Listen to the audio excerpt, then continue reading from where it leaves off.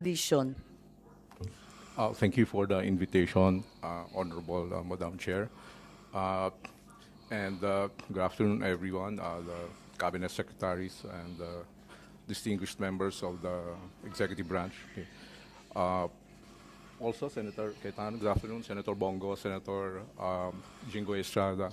Going back to the question, there was the proposition that the immediate surrender of the person arrested to the jurisdiction of a foreign government, or foreign state, or international tribunal can be undertaken without judicial proceedings under 9851, Section 17. I respect the opinion of our hardworking and brilliant Secretary of Justice, but nevertheless, I respectfully disagree. Surrender without judicial proceedings might amount to a violation of the liberty of abode that is guaranteed by Section 6 of the Bill of Rights.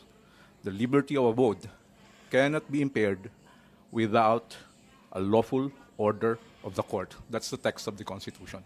Now, this constitutional protection is a barrier for any government action that would simply compel an individual to change his residence.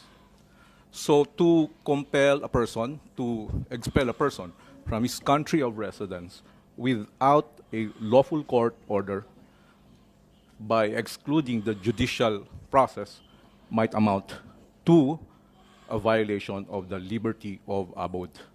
Now, surrender as an option under Section 17 is applicable only in very narrow situations.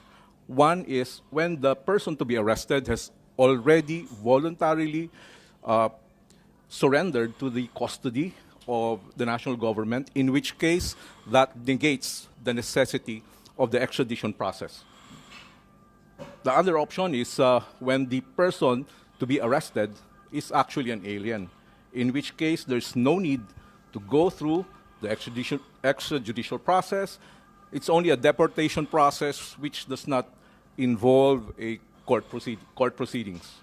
So in those two instances, surrender without court proceedings would be possible.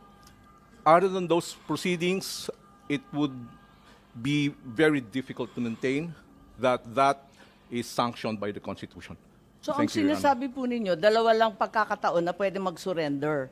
Kung yung mismong akusado at arestado ang nagsusumite sa pamahalaan, yun, pwede yun. Yes, Kusa niya yun. Yes. Ikalawa, kapag banyaga, Yes, po. di naman Pilipino, Yes, po. deport, executive action yun. Yes, po. Mabilis, walang kailangan na korte-korte. Yes po.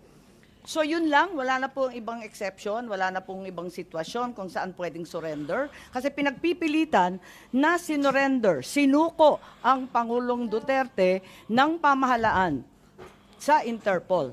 Yun ang pagkaintindi ko sa sinasabi kanina. Sinasabi ninyo, hindi po pwede yun. Dalawang pagkakataon lang ang po pwede isuko ang isang Pilipino. Yung isa pa nga, hindi sa Pilipino. Attorney Medina po. Yes, thank you, Madam Chair. I stand by my statement. There may be possibilities that surrender can happen in other situations, but certainly surrender of a person necessarily requires the lawful order of the court. And this requirement is consistent with the policy of the Constitution that whenever there's a deprivation of liberty, court intervention, judicial proceedings, judicial process is a requirement because the right to liberty is placed in an exalted status in our constitutional system. Hindi po pwedeng, the Constitution does not contemplate exclusion of the court process in depriving a person of his right to liberty. Kung hindi pwedeng isuko ang isang Pilipino na hindi pumapayag, hindi naman voluntary, ang ibig mo sabihin, ang iba pang pagkakataon, extradition na. Yes, That's the only legal process to enforce surrender to the ICC.